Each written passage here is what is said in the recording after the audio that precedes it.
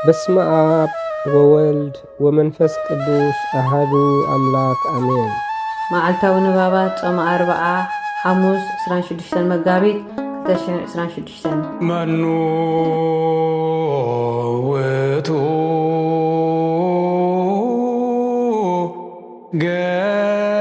ገብርኄር ወምእማን ዘይረክቦ እግዚኦ በምግባር ሰናይ ወይሰይሞ ዲበ ኩሉ ንዋዩ። ቀዳመይቲ መልእኽቲ ናብ ጢሞቴዎስ ምዕራፍ 4 ካብ ፍቕዲ 1 ክሳብ ፍጻሜ።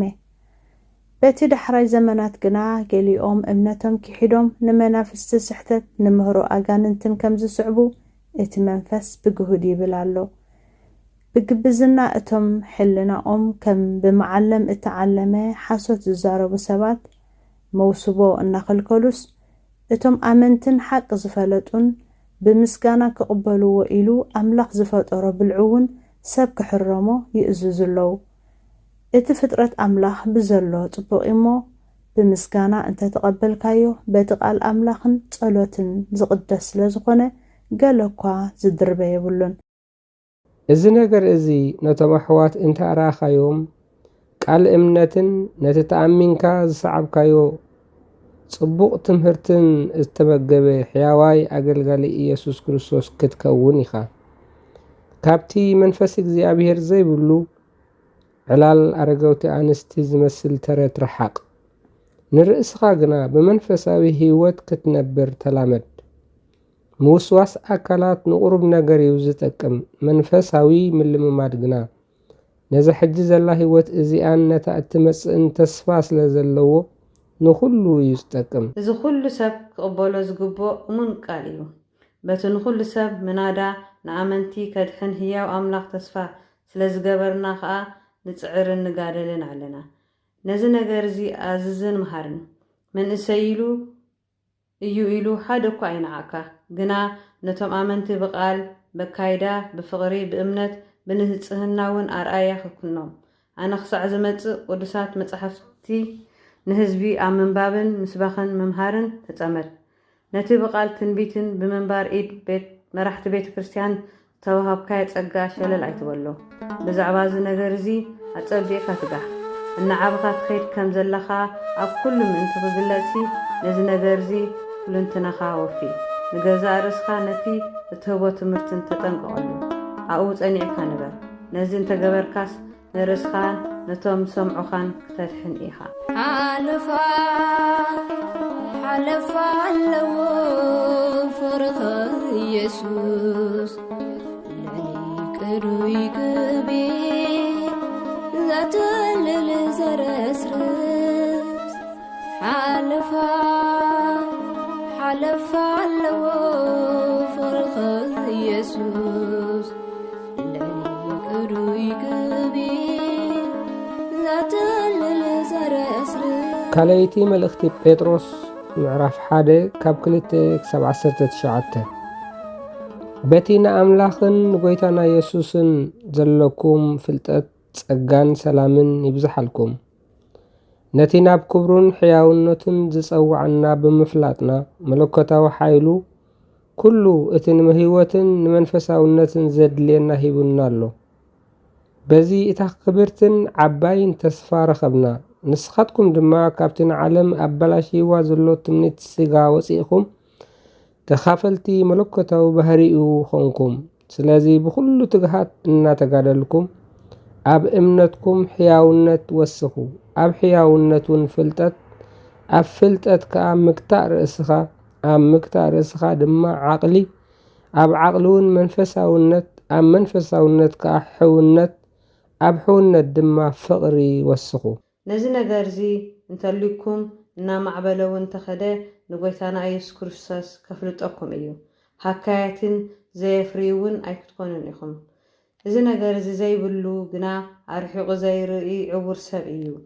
ካብቲ ናይ ቀደም ሓጢኣቱ ከም ዝነጽኸውን ዝረስዕ እዩ። ስለዚ ኣቱም ኣሕዋትና ንፀዋዓኹምን ምሕራይኩምን ክተጽንዕዎ ኣዝኹም ተጋደሉ። እዚ እንተገበርኩም ኮቶ ኣይክትወድቁን ኢኹም። በዚ ድማ ናብቲ ናይ ጎይታናን መድሓኒናን ኢየሱስ ክርስቶስ ዘለዓለዋ መንግስቲ ምእታው ብምልኣት ክወሃበኩም እዩ። ስለዚ ምንም እኳ እንተፈለጥኩምዎ ኣብቲ ዘለኩም ሓቂ እውን እንተጸናዕኩም ነዚ ነገር እዚ ኩሉ ግዜ ከዘክረኩም ሓሳበይ እዩ። ከምቲ ጎይታና ኢየሱስ ክርስቶስ ዝገለጸለይ ከዓ እቲ ምቕንጣጥ ድንኳነይ ቀልጢፉ ከም ዝኸውን ስለ ዝፈለጥኩ ኣብዚ ድንኳን እዚ ክሳዕ ዘለኹ ብምዝካር ከንቀሓኩም ቁኑዕ ኮይኑ ይረኣየኒ ኣሎ። ግና ኸ ድሕሪ ስንብታይ ከዓ ኩሉ ግዜ ነዚ ክትዝክርዎ ኢለ እጽዕር ኣለኹ። ነቲ ናይ ጎይታና ኢየሱስ ክርስቶስ ሓይልን ምጽኣትን ክንነግረኩም ከለውና ነቲ ናይ ግርማኡ ብዓይንና ዝርአናዮ ምስክር ኮይና ኢና እምበር እተጣበብዎ ጽውጽዋያት ኣይሰዓብናን። ካብቲ ግኑን ግርማ ክብሪ ብኡ ዝሰመርኩ ፍቁር ወደይ እዚ እዩ ዝብል ድምፂ ምስ መፀ ንሱ ካብ እግዚኣብሔር ኣቦና ክብርን ግርማን ተቐበለ። ኣብቲ ቅዱስ ከረን ምስኡ ከሎና ከዓ ንሕና ባዕላትና ነዚ ድምፂ እዚ ካብ ሰማይ ክመጽእ ከሎ ሰሚዕናዮ ኢና። ኣዝዩ ጸንዐ ቃል ትንቢት ከኣሎና ምድሪ ክሳዕ ዝወግሕ ኮኸብ ጽባሕ እውን ኣብ ልብኹም ክሳዕ ዝወፅእ ኣብቲ ስፍራ ጸልማት ከም ዘብርህ መብራህቲ ጌርኩም እንተ ኣስተባሃልኩምሉ ሰናይ ትገብሩ ኣለኹም።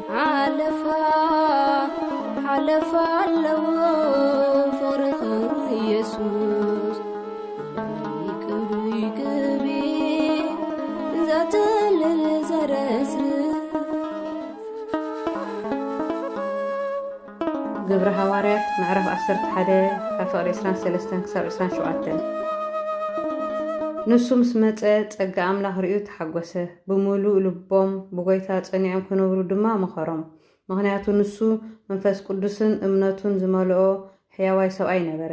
ብዙሕ ህዝቢ ድማ ናብ ጎይታ ተመሰ። ባርናባስ ካብ ወፂኡ ንሳኦል ክደልዮ ናብ ጤርሰስ ከደ። ምስ ረኸቦ ናብ አንጾኪያ ኣምጽኦ። ኣብታ ቤተ ክርስቲያን ከዓ ዓመት ሙሉእ ብሕብረት ነበሩ። ንብዙሓት ህዝቢ እውን መሃሩ። እቶም ደቂ መዛሙርቲ ድማ ነፈለማ ግዜ ኣብ አንጾኪያ ክርስቲያናት ተባሂሎም ተሰመዩ። ይቤሎሙ ኢየሱስ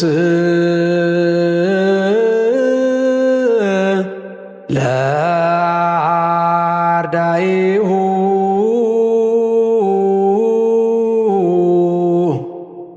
አሜን አሜን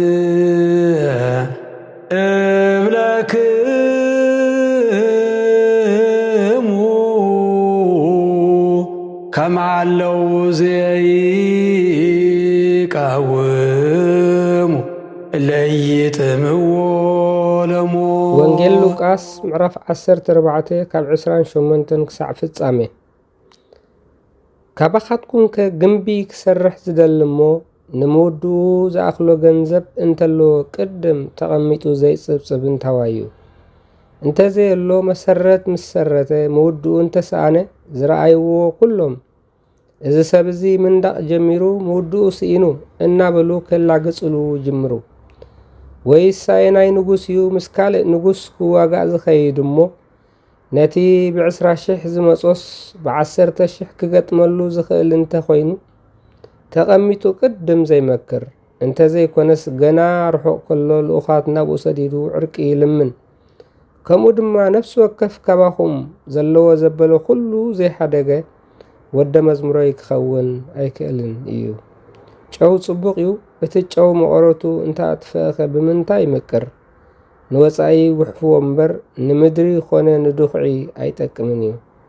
እትሰምዕ እዝኒ ዘላቶ ይስማዕ። ኣማሙ ርቑኻ ምዘረፈ ኩሉ ተቐንቲጡ ዝነበረ ፍርሓት ሰላማ በዚሑ ጾር ስለ ዝፈቐሳ ተመስግናላ ንስምካ መመሊሳ ተመስግናላ ስምካ መመሊሳ ሓለፋ ኣለዎ ፍቅርኻ ኢየሱስ ልዕሊ ቅዱይ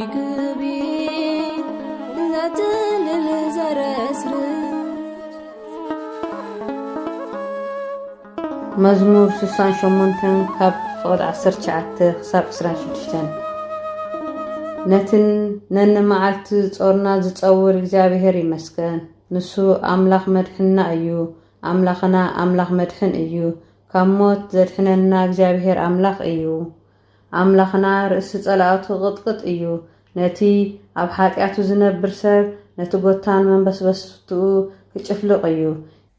እግዚአብሔር ኣእጋር ኣብ ደም ክረግጻ መልሓስ ኣኽላባትካ ኸዓ ካብ ጸላኢ ግዲኡ ክረክብሲ ካብ ባሳን ክመልሶም ካብ መዓሙቕ ባሕሪ ክመልሶም እየ በለ። አምላኽ ዑደትካ ናይ ኣምላኸይ ናይ ንጉሰይ ዑደት ናይ መቕደስ ረአዩ። ቅድም ዘመርቲ ዳሓር ቃነይቲ በገና ሰዓቡ ከበሮ ዝወቕዓ ደናግል ኣብ ማእከል ነበራ። ኣቱም ካብ ዓይኒ ማይ እስራኤል ዝኾንኩን ንእግዚአብሔር ኣምላኽ ኣብ ማሕበራት ኣመስግንዎ።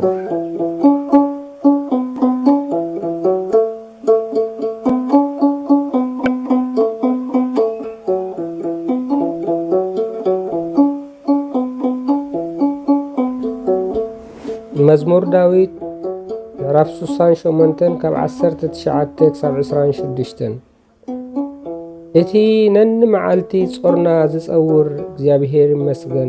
ንሱ አምላኽ ምድሓንና እዩ። አምላኽና አምላኽ ምድሓን እዩ። ካብ ሞት ዘድሕነና እግዚአብሔር ይመስገን። አምላኽ ርእሲ ጸላእቱ ክቕጥቅጥ እዩ። ነቲ ኣብ ኃጢአቱ ዝነብር ሰብ ነቲ ጎታን መንበስበስትኡ ክጭፍልቆ እዩ። እግዚአብሔር ንጸላእትኻ ካብ ባሳን ክመልሶም እየ፣ ካብ መዓሙቕ ባሕሪ ኸዓ ክመልሶም እየ።